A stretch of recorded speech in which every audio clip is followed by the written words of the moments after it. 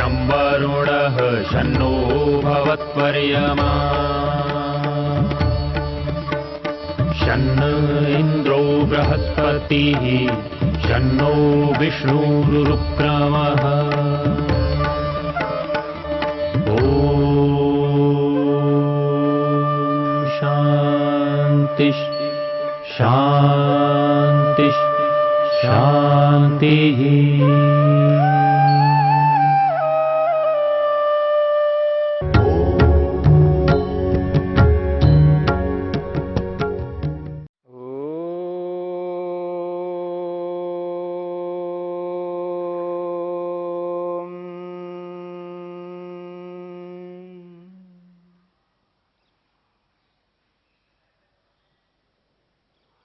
साधन पाद के 30वें सूत्र को लेकर के हम विचार कर रहे हैं। अहिंसा, सत्य, अस्तेय, ब्रह्मचर्य और अपरिग्रह, इसको यम कहा गया है। यम के 5 विभाग हैं। यम के इन 5 विभागों में से हमने अहिंसा, सत्य और अस्तेय को लेकर के विचार किया। चौथा विभाग है ब्रह्मचर्य। महर्षि वेदव्यास ने ब्रह्मचर्य की परिभाषा की है। ब्रह्मचर्यम गुप्तेन्द्रियस्य उपस्थस्य संयमः। महर्षि कहते हैं ब्रह्मचर्य किसे कहते हैं? गुप्तेन्द्रियस्य उपस्थस्य संयम। गुप्तेन्द्रिय का संयम करना, उपस्थेन्द्रिय का संयम करना, अर्थात मूत्रेंद्रिय पर संयम रखना, यह है ब्रह्मचर्य। जब उपस्थेन्द्रिय का संयम रखता है व्यक्ति तो वीर्य की रक्षा करता है। रज और वीर्य की रक्षा करने को ब्रह्मचर्य कहते हैं। और जब व्यक्ति ब्रह्मचर्य का पालन करता है, जीवन में रज और वीर्य की रक्षा की जाती है, तो शरीर दृढ़ रहता है, मजबूत रहता है, बलवान रहता है। शरीर में नाना प्रकार के रोगों का आने का एक बहुत बड़ा कारण है शरीर में प्रतिरोधक क्षमता की कमी, रोग प्रतिरोधक क्षमता की कमी। जब रोग प्रतिरोधक क्षमता की कमी हो जाती है तो शरीर में नाना प्रकार के रोग आ जाते हैं। रोगों को रोकने का सामर्थ्य जो शरीर में होना चाहिए वो शरीर में नहीं होता। जब शरीर में रोग को रोकने का सामर्थ्य नहीं होता है तो कोई भी रोग अंदर प्रवेश कर सकता है। रोग के कीटाणु जो है शरीर के अंदर प्रवेश कर जाते हैं, जिससे नाना प्रकार के रोग होते हैं। और रजवीर की रक्षा करना अपने आप में बहुत बड़ा काम है। वेद में, वेदानुकूल ऋषियों के ग्रंथों में विस्तार रूप से ब्रह्मचर्य के पालन को लेकर के बताया गया है। जब इस ब्रह्मचर्य के पालन को लेकर के समाज में कहा जाता है तो आधुनिक ढंग से चलने वाले लोग इसको पागलपन कहते हैं। वो ऐसा मानते हैं इस प्रकार करना पागलपन है, परंतु वो इस बात को समझते नहीं है कि आयुर्विज्ञान क्या कहता है, आयुर्वेद क्या कहता है। समस्त आयुर्विज्ञान जो शरीर विज्ञान को लेकर के प्रस्तुत करता है, ब्रह्मचर्य को अत्यधिक महत्व दिया गया है। यदि शरीर में ब्रह्मचर्य रहता है, अर्थात रजवीर की रक्षा होती है, तो शरीर जिस प्रकार का स्वस्थ रहता है वैसा स्वास्थ्य ब्रह्मचर्य का पालन न करने वालों का नहीं होता है। और जब व्यक्ति ब्रह्मचर्य का पालन करता है वह व्यक्ति संयमित रहता है। संयम का एक बहुत बड़ा साधन है ब्रह्मचर्य, रज और वीर की रक्षा करना। जब व्यक्ति इसका पालन करता है तो और विषयों में भी उसका संयम बढ़ जाता है, क्योंकि इससे बढ़कर कठिन संयम और कोई नहीं है। रूप, रस, गंध, स्पर्श, शब्द, इनमें भी संयम किया जाता है, पर जिस प्रकार का संयम रजवीर की रक्षा में होता है, वैसा संयम इसमें नहीं हो पाता है। जब व्यक्ति इसका संयम कर लेता है तो समझ लेना वो और चीजों में भी आसानी से संयम कर लेता है। और वेद में अलग अलग स्थानों पर ब्रह्मचर्य के पालन को लेकर के विस्तार से चर्चा की गई है, लेकिन अथर्ववेद में एक बहुत बड़ा सूक्त केवल इस ब्रह्मचर्य को लेकर के 26 मंत्र आए हैं एक स्थान पर इकट्ठा। ब्रह्मचर्य की रक्षा, ब्रह्मचर्य का पालन जब व्यक्ति करता है, व्यक्ति अपने प्रयोजन को पूर्ण कर सकता है। उस व्यक्ति में इतना सामर्थ्य होता है, इस संसार में आने का जो प्रयोजन है, मुक्ति को जो प्राप्त करना है, मोक्ष को जो प्राप्त करना है, अपवर्ग को पाने के लिए एक बहुत बड़ा साधन है ब्रह्मचर्य का पालन करना। वेद कहता है ब्रह्मचर्येण तपसा मृत्युमुपाघ्नतः। जब व्यक्ति ब्रह्मचर्य का पालन करता है, रजवीर की रक्षा करता है, तो मृत्यु को पार कर लेता है, मृत्यु को जीत लेता है। वेद में कथानक ढंग से प्रस्तुत किया है। मनुष्य सर्वाधिक दुखी होता है मृत्यु से, सर्वाधिक डर लगता है मृत्यु से। मृत्यु से जितना डर लगता है उतना और किसी से डर नहीं लगता। मृत्यु आतंकित कर देती है। वैसे संसार में कुछ ऐसे प्राणी भी हैं, ऐसे जंतु हैं जिनके कारण से आतंक मच जाता है। कुछ समय पहले एक समाचार पत्र में कहा है, एक ऐसा कीड़ा है जिस कीड़े के आने पर किसान भयभीत हो जाते हैं। वो पूरी फसल को समाप्त कर देते हैं। और जब व्यक्ति इस बात को सुन लेता है, जान लेता है, अत्यधिक दुख होता है। किसान के लिए एक प्रकार से मृत्यु जैसा है, क्योंकि संपूर्ण फसल को समाप्त करने वाले कीड़े हैं। उपनिषदों में सुनते हैं कुछ ऐसे पक्षी होते हैं, उनका झुंड का झुंड जब आ जाता है तो भयभीत होता है किसान, पूरे खेत को वो समाप्त कर देते हैं। ऐसे कुछ ऐसे जंतु हैं जिनको देख करके व्यक्ति भयभीत होता है। ठीक इसी प्रकार मृत्यु से सभी भयभीत होते हैं। ऐसा कोई मनुष्य नहीं है जो मृत्यु से डरता ना हो। और ऐसे मृत्यु को ब्रह्मचर्य का पालन करने वाला व्यक्ति मानो तिनके की तरह यूं उठा करके उधर फेंक दे। वेद कहता है, ब्रह्मचर्य सूक्त कहता है, ब्रह्मचर्येण तपसा मृत्युमपाघ्नता। ब्रह्मचर्य रूपी तप से व्यक्ति मृत्यु को ऐसे ही तिनके के समान उठा करके फेंक देता है।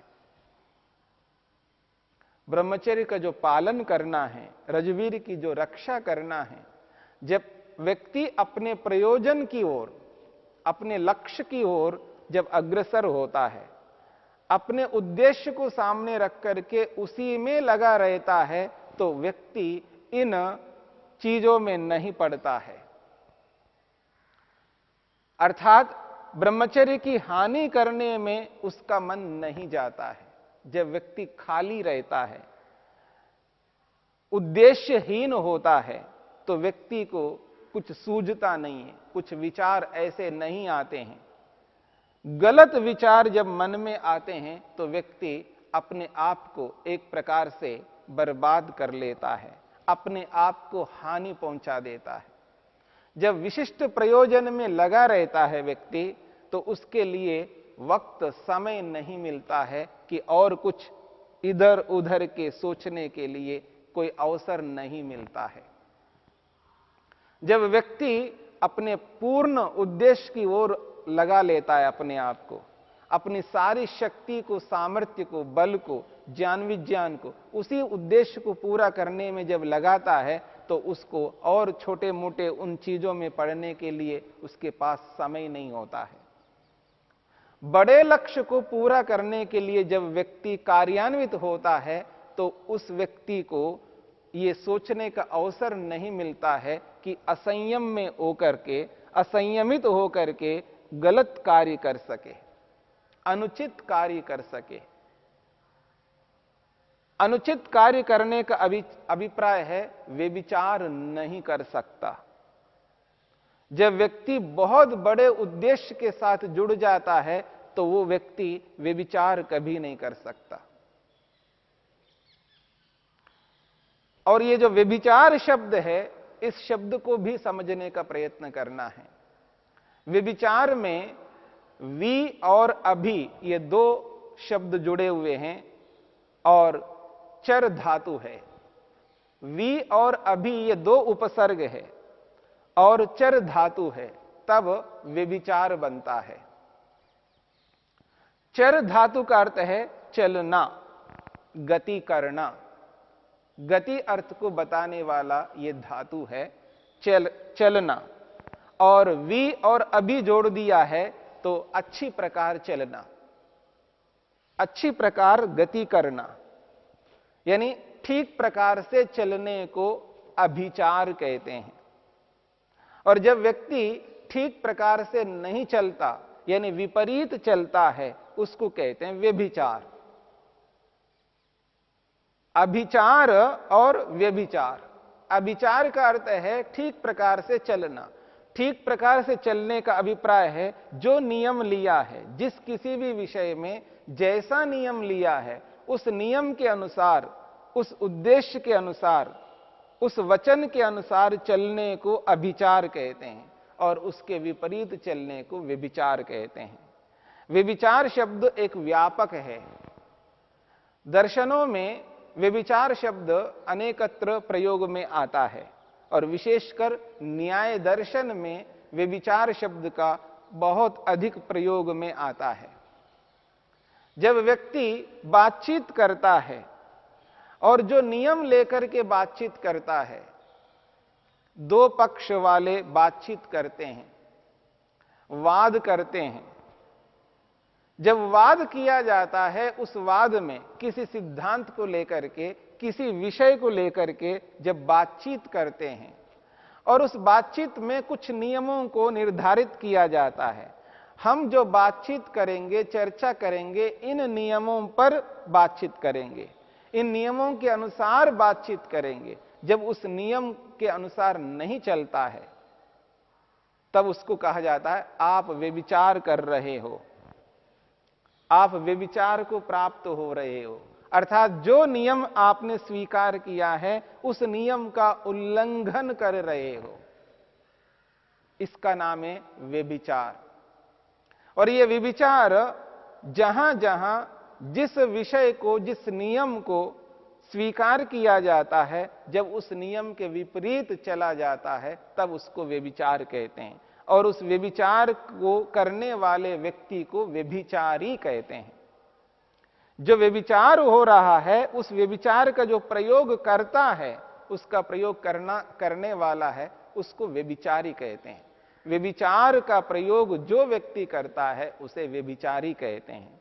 तो ये व्यभिचारी शब्द व्यापक अर्थ है, पर लोक में यहां पर उपस्थेंद्रिय का जो संयम नहीं करता है, उस व्यक्ति के लिए ही रूढ़ी में बोला जाता है।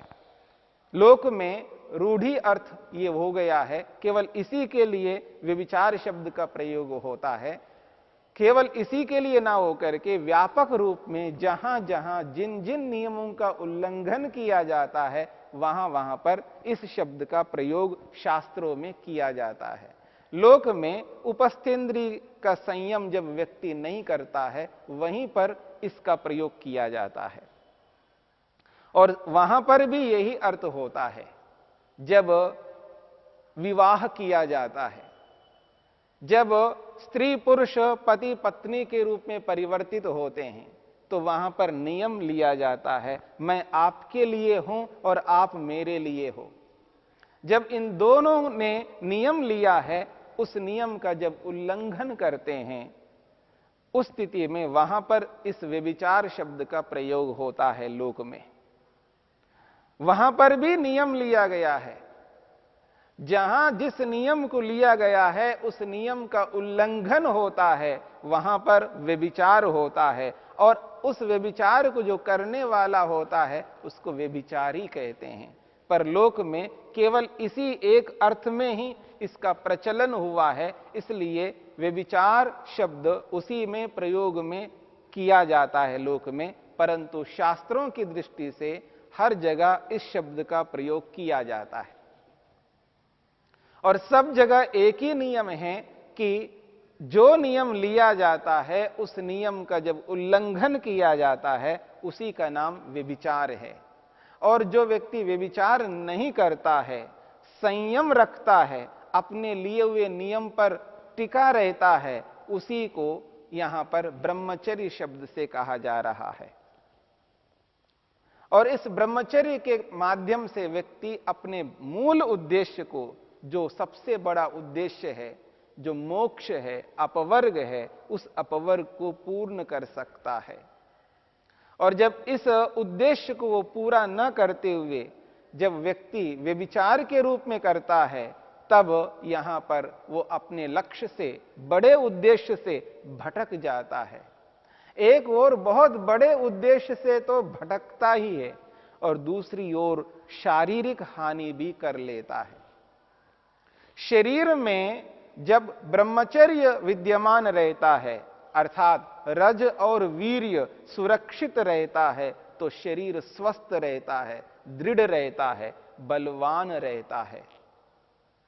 और शरीर के अंदर रोग प्रतिरोधक क्षमता उन्नत होती है और मजबूत रहती है। उस क्षमता के कारण से बाहर के जो ऐसे रोग कारक कीटाणु है वो शरीर के अंदर प्रवेश नहीं करते हैं, तो शरीर स्वस्थ रहता है, निरोगी रहता है। और जो व्यक्ति अपने शरीर को स्वस्थ रखता है, निरोगी रखता है, वो अपने बड़े उद्देश्य को पूरा करने में सक्षम होता है। और यूं कहा जाए, बड़े उद्देश्य को पूरा करने के लिए वो अधिकारी बन जाता है। रोगी व्यक्ति जिसका शरीर स्वस्थ नहीं है, ऐसा रोगी व्यक्ति उस बड़े उद्देश्य को पाने में सक्षम नहीं होता है, वो अनधिकारी होता है, वो एबल नहीं होता, वो समर्थ नहीं होता। क्योंकि इतने बड़े लक्ष्य को प्राप्त करने के लिए शरीर का स्वस्थ होना आवश्यक है। इसलिए शास्त्रों ने स्पष्ट शब्दों में कहा है, धर्म अर्थ काम मोक्षाणम आरोग्यम मूलमुत्तमम। यदि व्यक्ति को मोक्ष को प्राप्त करना है, मुक्ति को प्राप्त करना है, अपवर्ग को अपनाना है और समस्त दुखों से छूट जाना है, पृथक होना है, तो उसको आरोग्य को बनाए रखना होगा, शरीर को स्वस्थ बनाए रखना होगा। और शरीर को स्वस्थ बनाए रखने के पीछे बहुत बड़ा कारण है ब्रह्मचर्य।